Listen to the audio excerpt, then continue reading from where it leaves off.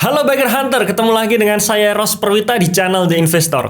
Di video kali ini kita akan membahas mengenai pergerakan market dalam satu minggu terakhir ya, dan juga sentimen-sentimen yang terjadi di dalamnya. Cuman sebelum kita masuk ke pembahasannya, kami sampaikan lagi tanggal 23 sampai 25 November besok, tepatnya hari Rabu, Kamis, Jumat, 3 hari berturut-turut kami akan mengadakan webinar Value Investing dengan tema mencari saham pemenang setelah era batubara. Nah, pastikan Anda jangan sampai terlewat mengikuti webinar besok ya. Cara registrasinya teman-teman tinggal registrasi melalui link di dalam deskripsi di video ini atau dalam kolom komentar yang sudah kami pin. Oke, selamat mendaftar dan selamat menonton.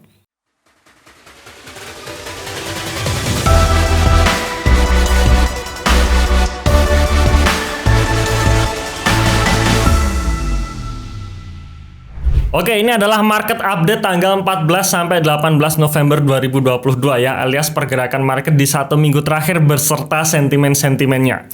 Ya, kita lihat dulu pergerakan IHSG selama satu minggu terakhir, di mana kalau kita ngelihat IHSG sebenarnya bergerak di level situ-situ saja ya, level 7.000 sampai 7.080-an ya, nggak sampai di atas itu maupun nggak turun juga ya, sempat turun habis itu naik lagi. Tapi kalau kita ngelihat secara satu minggu ya, IHSG saat minggu kemarin tanggal 18 November ditutup minus 0,1%. Ya, minus 0,1% selama satu minggu. Cuman kalau kita ngelihat di 2 hari terakhir, yaitu hari Kamis dan hari Jumatnya, yaitu mengalami kenaikan ya, kenaikan sekitar 1%-an ya dibandingkan hari-hari sebelumnya yang sempat minus ya.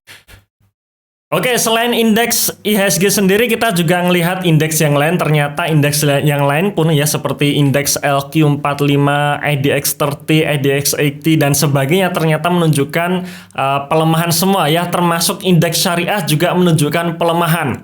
Kemudian kita melihat indeks sektoralnya, di mana ada 11 sektor yang ada di bursa kita dan rata-rata juga menunjukkan pelemahan semua ya. Dengan pelemahan terbesar yaitu indeks sektor basic industry ya, minus 2,1%, dan juga indeks infrastruktur ini juga minus 2,1%. Kemudian yang positif adalah indeks non-cyclical ya, yaitu consumer non-cyclical itu positif 1%, dan juga indeks energi ya, IDX energi yang positif 0,6% ya. Nah, 2 minggu terakhir kita dihebohkan dengan penurunan saham-saham batubara yang membuat indeks energi ini turun. Kemudian di minggu kemarin sempat rebound ya. Oke, selanjutnya saham apa saja ya, terutama saham-saham dengan market cap besar atau 10 saham market cap besar yang diincar investor satu minggu terakhir ya. Yang pertama ada saham Bayan Resources ya, atau saham dengan kode emiten BYAN. Nah, Bayan Resources ini menarik karena kalau kita ngelihat 2 minggu terakhir di mana saham-saham batubara pada ambles semua, pada anjlok semua, tapi Bayan Resources ini seakan-akan dia kebal terhadap amblesnya saham sektor energi yang lain seperti itu ya, karena dilihat di minggu kemarin dan juga minggu ini justru mengalami kenaikan ya. Di minggu terakhir ya, sedalam satu minggu terakhir kemarin ya, saham Bayan Resources naik 18,06% ya. Jadi di saham-saham batubara yang lain pada berjatuhan, tapi Bayan Resources ini justru naik sendiri ya, 18,06%.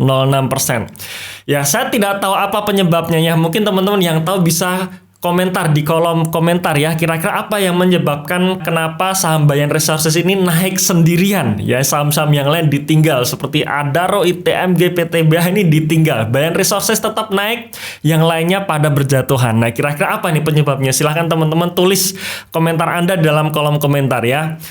Kemudian selanjutnya ada saham GoTo, ini juga menarik. Minggu kemarin ada isu ya, bahkan bukan isu tapi sudah dikonfirmasi bahwa GoTo akan mem-PHK sekitar 1.300 karyawannya. Yang kita tahu bahwa beban terbesar dari GoTo memang adalah dari gaji pegawai ya, gaji, tunjangan dan bonus pegawai yang mencapai 7 triliun posisi kuartal 2 saja ya. Kuartal 2 2022 beban keuangan untuk gaji maupun bonus karyawan itu mencapai 7 triliun. Padahal pendapatan netnya itu hanya sekitar 3,3 triliun. Ya, maka dengan pengurangan karyawan sebanyak 1.300 itu menjadi sentimen positif buat Gotoh. Artinya Gotoh sudah memikirkan untuk profit ya dengan melakukan efisiensi, salah satunya pengurangan karyawan dan membuat harga sahamnya naik. Ya, dalam 1 minggu terakhir saham Gotoh naik 5,71%. Ya, apakah Anda salah satu pemilik Gotoh? Silahkan tulis dalam kolom komentar ya. Kemudian saham selanjutnya adalah saham Arto ya, atau saham Bank Jago. Nah, memang Bank Jago ini selalu berkorelasi sama dengan Gotoh ya. Artinya kalau Gotoh positif biasanya Bank Jago pun juga positif. Kenapa? Karena Gotoh sendiri menjadi salah satu investor dari Bank Jago ini ya. Kita lihat Bank Jago saham dengan kode emiten Arto dalam 1 minggu terakhir naik 7,93% ya. Jadi kalau Gotoh naik biasanya Bank Jago juga naik ya. Dan ini selaras juga ya dengan yang terjadi dalam 1 minggu terakhir kemarin. Ya, apakah Anda juga pemilik Arto? Kalau Anda pemilik saham Arto, tulis dalam kolom komentar ya.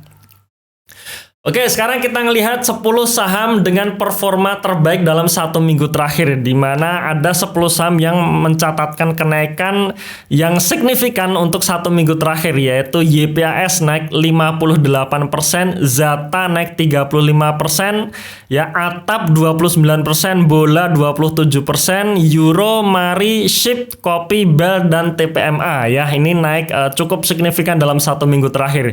Kebetulan untuk TPMA ini pernah kita bahas ya sekitar beberapa minggu yang lalu. Ya, jadi beberapa minggu yang lalu sebelum harga sahamnya naik kita bahas, dan ternyata setelah kita bahas pun berangsur-angsur naik ya. 1 minggu terakhir sudah naik 22% kalau kita runtutkan dari video tersebut ya. Sejak video diupload itu sudah naik sekitar 40% ya. Jadi selamat buat Anda pemegang saham TPMA. Untuk saham yang lainnya belum kita kupas ya. Kemudian bagaimana dengan 10 saham performa terjeleknya ya? Ada 10 saham ini ya. Nick, Homi, Bima, BSBK, Fire, MCAS, Rally, Clay, KATR, dan PSDN. Ini menunjukkan performa yang kurang bagus secara pergerakan harga saham ya dalam 1 minggu terakhir, di mana minus untuk Nick 28% dan PSDN ini 15,38%. Ya, kebetulan untuk 10 saham ini belum pernah kita bahas di channel YouTube The Investor ya. Ya, mungkin kalau teman-teman ada pandangan kira-kira 10 saham ini yang menarik untuk dibahas, silahkan tulis dalam kolom komentar ya. Karena siapa tahu dengan menurunnya harga saham menunjukkan valuasinya sudah murah, nah di situ ada peluang ya, bisa jadi seperti itu ya. Karena kalau kita sebagai investor jangka panjang itu selalu melihat positif di dua arah. Harga saham naik ya kita ngelihatnya positif, kita dapat cuan. Harga saham turun kita juga ngelihatnya positif nih, ada peluang untuk membeli saham bagus di harga yang murah. Nah, itulah pandangan kita sebagai investor jangka panjang. Tapi tetap ya perlu dianalisa secara keseluruhan ya sebelum kita memutuskan untuk membeli ya. Oke. Nah, sekarang kita masuk ke data ekonomi makronya. Data apa saja yang keluar dalam 1 minggu terakhir? Yang pertama, yang ini juga akhirnya diapresiasi oleh market adalah kenaikan suku bunga acuan Bank Indonesia ya. Bank Indonesia minggu kemarin telah memutuskan menaikkan suku bunganya dari 4,75% menjadi 5,25% ya. Pengumuman ini diumumkan di hari Kamis sorenya dan langsung direspon positif oleh market ya. Jadi hari Kamis dan Jumat market menunjukkan positif ya. Kenapa? Karena salah satunya didorong oleh kenaikan suku bunga Bank Indonesia.